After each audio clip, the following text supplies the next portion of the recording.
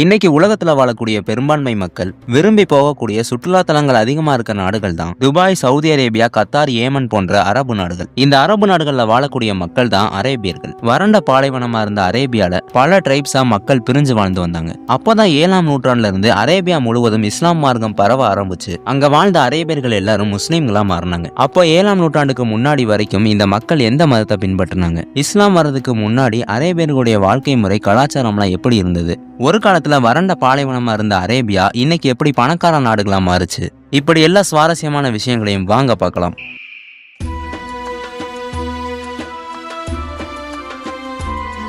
ஐரோப்பா, Africa, ஏசியான்னு 3 கண்டங்களுக்கும் நடுவுல இருக்கக்கூடிய நாடுகள் தான் அரேபிய நாடுகள். பெரும்பாலும் அரேபியாவுடைய பல இடங்கள் பாலைவனங்களா இருந்தாலும் ஏமன், ஓமன் போன்ற இடங்கள் மட்டும் மலைகளும் தாவரங்கள் வளரக்கூடிய இடங்களாகவும் இருந்தது. அதனால இந்த இடங்களை மட்டும் அப்போ விவசாயத்துக்காக பயன்படுத்திட்டு இருந்தாங்க.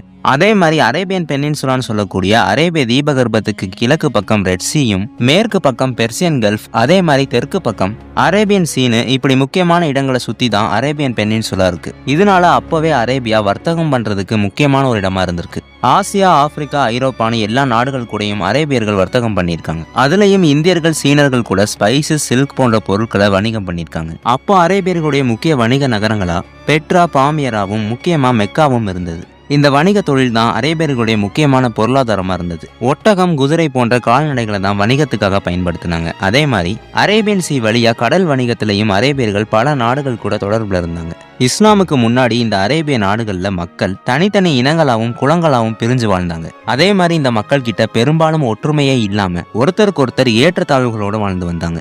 மனிதர்களை அடிமைகளா வாங்கி விற்கக்கூடிய பழக்கத்துல ஆரம்பிச்சு அந்த அடிமை மக்களுக்கு பல கொடுமைகளையும் பண்ணாங்க. அது மட்டும் இல்லாம பெண்களுக்கு சொத்துரிமை கூட தராம ஒன்றுக்கும் மேற்பட்ட பெண் குழந்தைகள் பிறந்தா அந்த குழந்தைகளை கொலை செய்யக்கூடிய பழக்கத்தையும் அப்ப வாழ்ந்த அரேபியர்கள் பின்பற்றினாங்க. இப்படி எந்த விஷயத்திலையும் நியாயமா நடந்துக்காத அரபுகள் இஸ்லாம் வர்றதுக்கு முன்னாடி வரைக்கும் சிலை வழிபாடு செய்யக்கூடிய மக்களா இருந்தாங்க. மெக்கால உள்ள காபா இப்ராஹிம் நபியால கட்டப்படும் போது அரேபியர்கள் சிலை வழிபாடு செய்யாத மக்களா தான் இருந்தாங்க. ஆனா காலங்கள் போக போக சிலைகளை வணங்க ஆரம்பிச்ச அரபுகள் தங்களுடைய ஒவ்வொரு குலங்களுக்கும் தனித்தனி கடவுள்கள்னு கிட்டத்தட்ட 360 சிலைகளை மெக்காவுடைய காபா ஆலயத்துக்கு வெளியே வச்சு வணங்கிட்டு வந்தாங்க. அது மட்டும் இல்லாம ஒவ்வொரு ஆண்டும் தங்களுடைய கடவுள் சிலைகளை காபாக்கு வெளியே கொண்டு வந்து அதை ஒரு பண்டிகை மாதிரி வச்சு வருமானங்களும் சம்பாதிச்சாங்க. பல வித்தியாசமான கலாச்சாரங்களை ஒவ்வொரு குலங்களும் பின்பற்றினாங்க. இந்த அரபுகளுடைய எல்லா குலங்களுக்கும் தலைமையா குறைசி மக்கள் தான் இருந்தாங்க. இந்த குறைசிகளை காபாவுடைய பாதுகாவலர்கள்னு சொல்லுவாங்க. எல்லா அரபுகளுக்கும் தீர்ப்புகள் சொல்லக்கூடிய மக்களாகவும் காபாவுடைய அதிகாரிகளாகவும் இந்த குறைசிகள் தான் இருந்தாங்க. இப்படி அரபுகள் தங்களுக்குள்ளேயே தனித்தனியா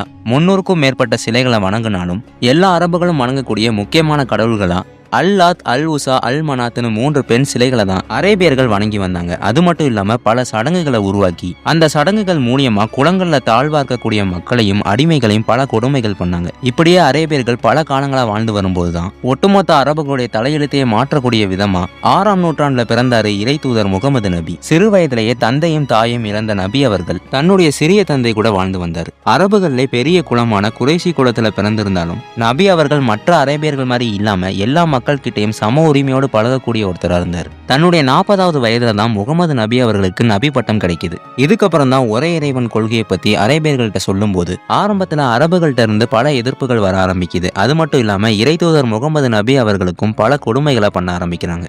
அப்போ பெரும்பாலான அரபுகளும் குறைசி தலைவர்களும் இந்த ஓரிரை கொள்கைக்கு எதிராக இருந்தாலும் குறைசி தலைவர்கள் கிட்ட அடிமையா இருந்த பல பேர் இறை தூதர் முகமது நபியுடைய இந்த மார்க்கத்துல போய் சேர ஆரம்பிக்கிறாங்க. இப்படியே சில வருடங்கள் போக இஸ்லாமிய மார்க்கம் அரேபியா முழுவதும் கொஞ்சம் கொஞ்சமா பரவ ஆரம்பிக்குது. சரியா 7ஆம் நூற்றாண்டுல அரேபிய தீபகற்பத்துல வாழக்கூடிய அரேபியர்கள் எல்லாரும் முஸ்லீம்களா மாறினாங்க.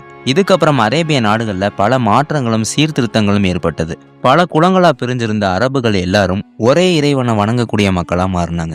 அதே மாதிரி ஒரு காலத்துல அடிமைகளா பார்க்கப்பட்ட மக்கள் எல்லாரும் இப்போ அரபுகளுக்கு சரிசமமா சக மனிதரா மட்டுமே பார்க்கப்பட்டாங்க. அது மட்டும் இல்லாம பெண்களுக்கு சொத்துரிமை, மறுமணம் செய்யக்கூடிய உரிமை, பெண் குழந்தை பிறந்தாலே நற்செய்தின்னு சொல்ல ஆரம்பிச்சாங்க. உலகத்துல இதுவரைக்கும் வாழ்ந்த மனிதர்களுடைய வரலாற்றிலேயே மக்களிடையே அதிக தாக்கத்தையும் மாற்றங்களையும் ஏற்படுத்தின முதல் 100 மனிதர்கள் யாருன்னு ஆராய்ச்சியாளரான மைக்கேல் மைக்கேல் ஹெச்கார்ட்டும் அவருடைய டீமும் ஆய்வுகள் பண்ணி அந்த முதல் 100 சிறந்த மனிதர்களுடைய பெயர்களை வெளியிடுறாங்க. அதுல முதல் இடத்துல இருந்தது இறை தூதர் முகமது நபி அவர்கள்.